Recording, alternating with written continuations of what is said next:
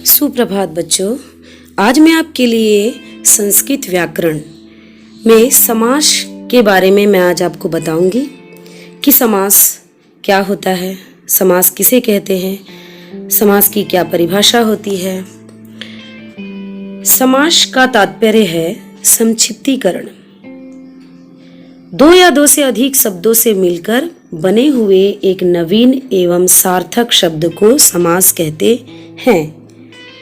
समास की व्युत्पत्ति। समास शब्द सम उपसर्ग और अस धातु से मिलकर बना है। इसका अर्थ होता है दो या दो से अधिक पदों को मिलाकर एक बनाना। दूसरे शब्दों में हम कह सकते हैं कि दो या दो से अधिक पदों को समाहार का मतलब क्या होता है? मिलाना या फिर संक्षेप करना। क्या कहलाता है? समास कहलाता है।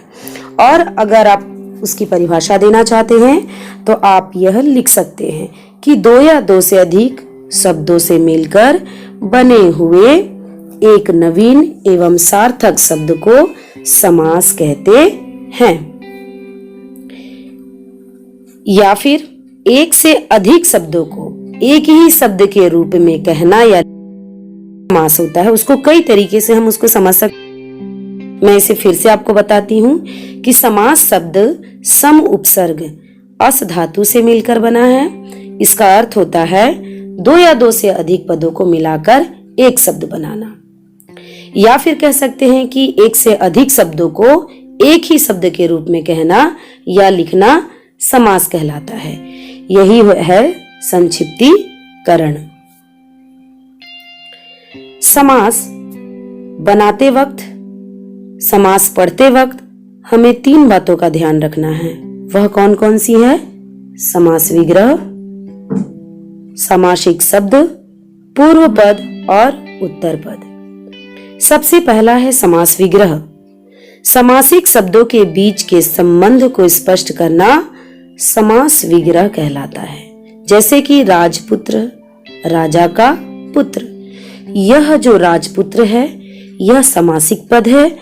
राजा का पुत्र यह समास विग्रह है। उसी प्रकार हम नीचे आते हैं समासिक शब्द। समास के नियमों से निर्मित शब्द समासिक शब्द कहलाता है।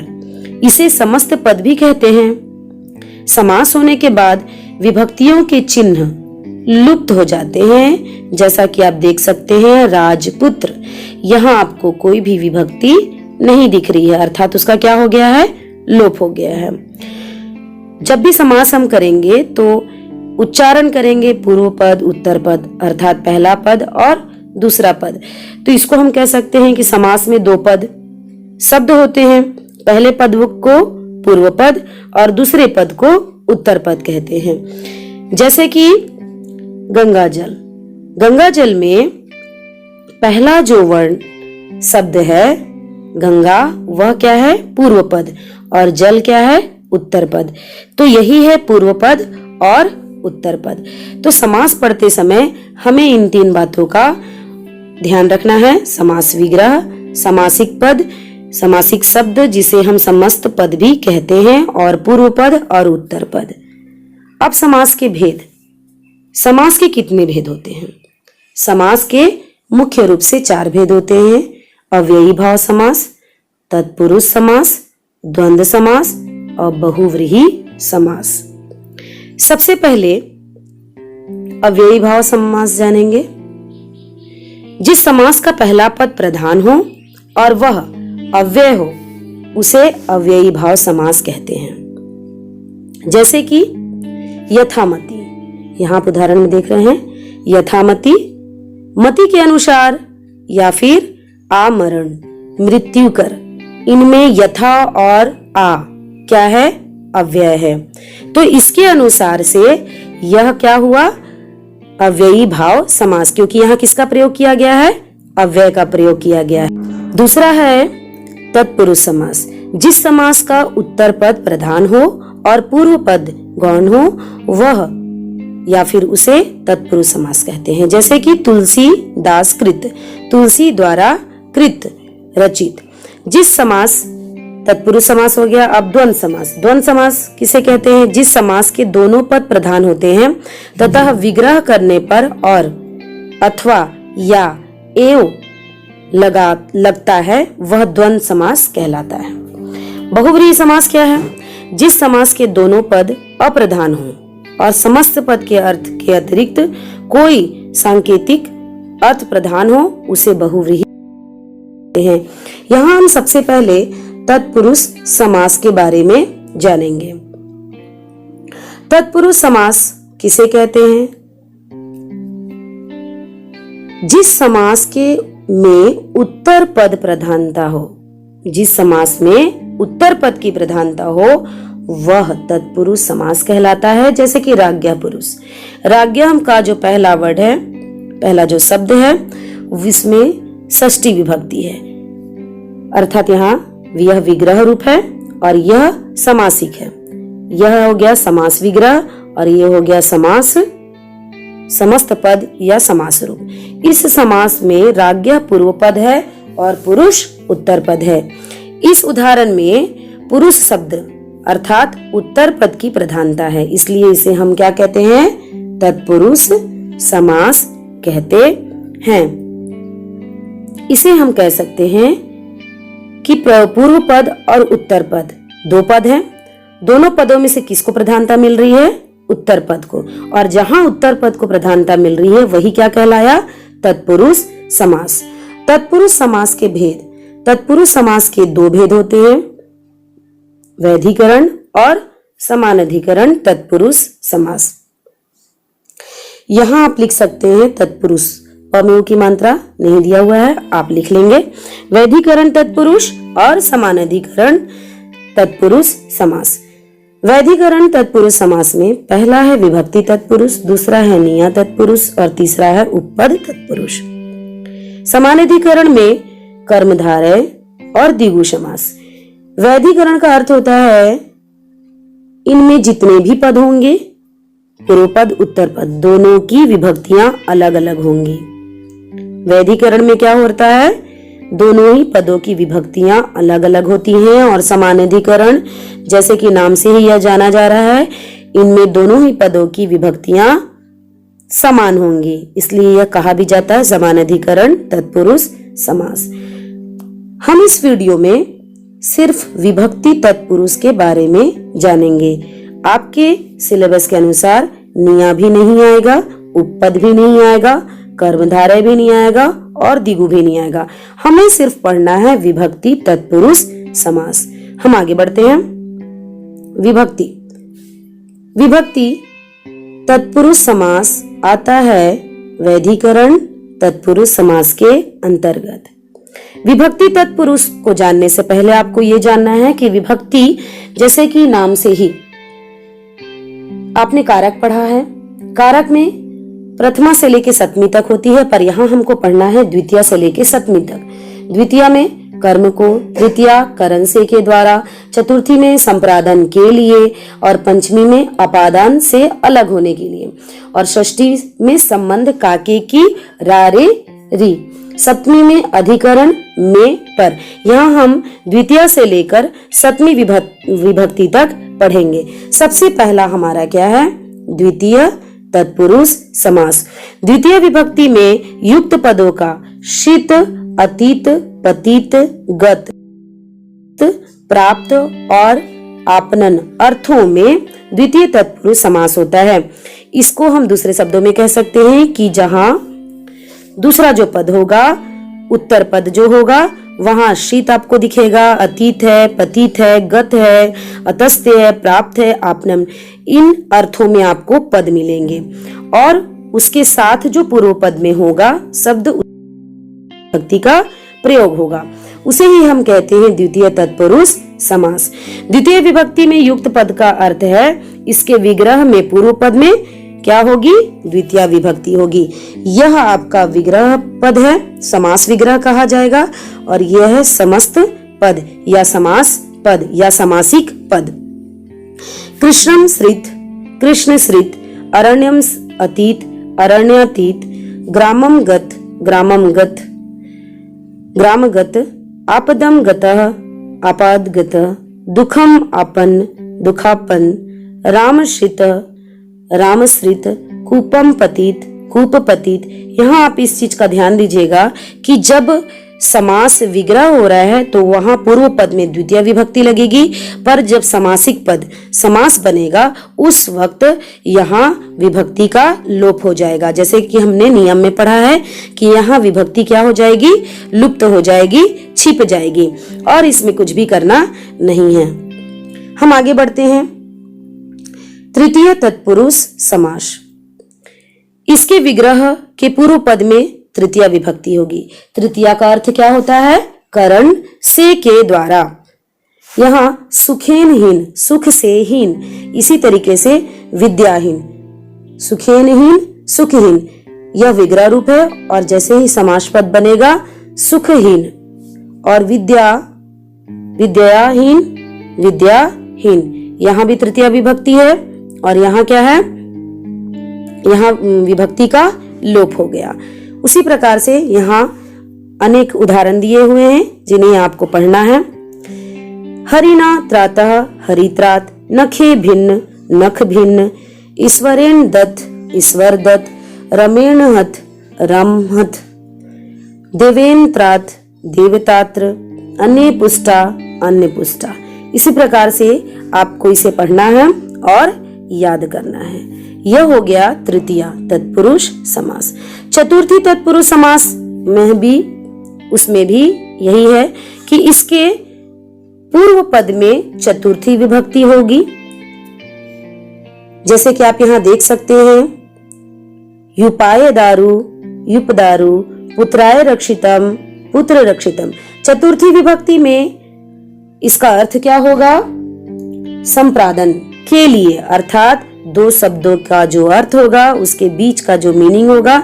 जैसे कि यहाँ पुत्राय रक्षितम, पुत्र के लिए रक्षा, के लिए रक्षा, गवे हितम, गाय के लिए हित। इस प्रकार से पाठाय शाला, पढ़ने के लिए शाला, अश्वाय घास, घोड़े के लिए घास, वासाय गृहम, रहने के लिए घर। इसी प्रकार से यहाँ बहुत सारे उदाहरण दिए हैं जिसे आपको याद करना है। यह है आपका चतुर्थी तत्पुरुष समास। पूर्व पद में क्या होगा, चतुर्थी, ये ध्यान रखिएगा। जब विग्रह पद होगा तो वहां चतुर्थी होगा, और उत्तर पद में बलि, शाला, घास, गृहम और भवनम, सुखम, सरा, धनम, दानम इत्यादि पद हो सकते हैं। पंचमी तत्पुरुष समास में इसके भी विग्रह पूर्व पद में पंचमी विभक्ति होती है, और यहाँ पंचमी विभक्ति में शब्दों के बीच का अर्थ क्या होगा, से अलग होने के लिए, क्योंकि अपादान का अर्थ क्या होता है, से अलग होने के लिए। चोर से भय, दुख से अपेत, वृक्ष से गिरा, पथ से भ्रष्ट, व्याघ्रात भयम, आकाशात पतित। और जब इसका समास पद बनेगा जैसे कि, तो यहाँ विभक्ति क्या हो जाएगी, लुप्त हो जाएगी। चोर भयम, दुखापेत, वृक्ष पतित, पथभ्रष्ट, दुखात मुक्त, दुख से मुक्त, व्याघ्राय भयम, व्याघ्र भयम। अब इसी प्रकार से पंचमी में तत्पुरुष, पंचमी तत्पुरुष समास में आपको यह याद करना है। षष्ठी तत्पुरुष समास में क्या होता है कि इस समास के अंतर्गत विग्रह के पूर्व पद में षष्ठी विभक्ति होती है। जैसे कि राज्ञा पुरुष, मैंने इससे पहले भी आपको बताया था कि राज्ञा, राज्ञा में आपको षष्ठी विभक्ति है। पुरुष, राजपुरुष, जब उसका समास पद होगा तो क्या बनेगा, राजपुरुष। इसके पूर्व पद राजन, जो कि राजन, इसकी विभक्ति आपको याद करनी होगी। ये बहुत ही ज्यादा जरूरी है, जो कि हलन परिवार से आता है। राजन की विभक्ति, आत्मन की विभक्ति, गच्छत की विभक्ति, भवत की विभक्ति, ये सब आपको कक्षा आप 9 में पढ़ चुके हैं, ये सब आपको याद करना है। तो उसी प्रकार से इसमें पूर्व पद में क्या होगी, षष्ठी विभक्ति होगी। जैसे कि आत्मज्ञानम, यहाँ आत्मा की विभक्ति आपको याद करनी होगी। आत्मनो, यहाँ षष्ठी विभक्ति है, और जब वह समास पद बनेगा तो क्या हो जाएगा, आत्म ज्ञानम, क्या होगा यहाँ आत्म ज्ञानम। राज्ञोधानी राजधानी, पित्यु ये भी षष्ठी विभक्ति है, मनशः इन सभी में षष्ठी विभक्ति है, भूव विद्याया इन सभी में आप ध्यान से देख सकते हैं कि इसमें सब में षष्ठी विभक्ति आपको नजर आएगा। जैसे कि आत्मनोज्ञानम इसमें क्या है षष्ठी विभक्ति, राज्ञों में इसमें भी षष्ठी है, पत्यु मन कंठस्य देवस्य इन सभी में आपको क्या मिलेगा षष्ठी विभक्ति मिलेगा। और इसका अर्थ भी क्या होगा काके की या फिर रारे री। आत्मनो ज्ञानम, आत्म ज्ञानम अर्थात आत्मा का ज्ञान। राज्ञोधानी राज्य की धानी, राजधानी। पत्यु दर्शनम अर्थात क्या होगा पति की दर्शन, है ना। मनस स्थिति मन की स्थिति या मनो स्थिति। भूपति अर्थात भूमि का पति, भू मतलब पृथ्वी। विद्यालय विद्या का घर, विद्यालय। इसी प्रकार से हम इसे पढ़ेंगे और इसको याद भी करेंगे। सप्तमी तत्पुरुष समास। सप्तमी तत्पुरुष समास में इस समास के अंतर्गत विग्रह के पूर्व पद में सप्तमी विभक्ति होती है। जैसे कि अक्ष शौन, पास से खेलने में चतुर। यहाँ पूर्व पद अर्थात क्या है अक्ष, अक्ष, और यहाँ सप्तमी विभक्ति का प्रयोग हुआ है अक्ष, है ना। जब इसको हम अलग करेंगे तब वह क्या बनेगा, यहाँ देख सकते हैं अक्ष शौन, यहाँ अक्ष शौन। पास से खेलने में चतुर, वह बहुत ही चतुर है ना। जैसे कि हम शतरंज खेलते हैं तो प्राचीन समय में ये पासे खेलने का एक गेम हुआ करता था जिसे सब खेला करते थे, है ना, जिसमें पासे फेंका करते थे। आपने देखा होगा महाभारत में कौरव और पांडवों के बीच में ये हुआ करता था। तो इसमें अक्ष में कौन सा विभक्ति है सप्तमी विभक्ति, यहाँ अक्षेसु। आप उसी जैसा एक और बता रहे हैं वाची, वाची ये वाणी मतलब कि बोलना, है ना। वाची मतलब क्या होता है बोलना। यह भी इसमें भी सप्तमी विभक्ति है। न्याय सप्तमी विभक्ति, आतपे सप्तमी विभक्ति, तर्के सप्तमी विभक्ति, शास्त्रेषु इन सभी में पूर्व पद में कौन सा विभक्ति है सप्तमी विभक्ति है। और वाची चपलः अर्थात वाक पलह मतलब बोलने में बहुत ही ज्यादा चतुर है, बहुत ही ज्यादा बोलता है। न्याय पंडित अर्थात न्याय में बहुत ही वो क्या है पंडित है, बहुत ही ज्ञानी है। आतपे शुक्स मतलब धूप में सूखा हुआ, है ना, धूप में क्या हो गया वो सूख गया। तर्के कुशल अर्थात जब वो तर्क करता है, किसी से आर्गुमेंट करता है, तर्क वगैरह करता है तो उसमें क्या है वह भी बहुत ही ज्यादा क्या है कुशल है। ठीक है।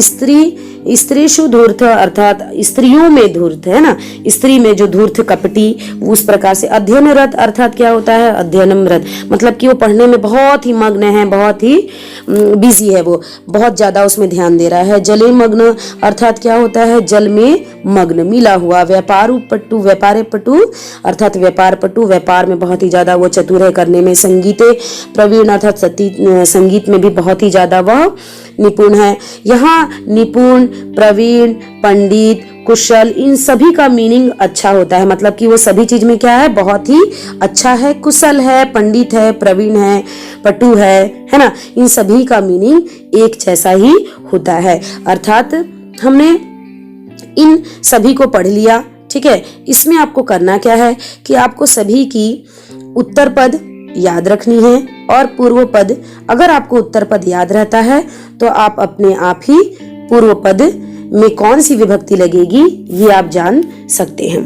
तत्पुरुष समास में विभक्तियों का ही समावेश होता है। इसमें आपको विभक्ति अच्छी से याद होनी चाहिए और विभक्ति याद करने के लिए आपको कारक याद करना होगा जो कि आपने कक्षा 9 में पढ़ा है। आप इसे अपने कॉपी में अच्छे से लिखेंगे और याद करेंगे। घर में रहिए, सुरक्षित रहिए और सभी नियमों का घर में रहकर पालन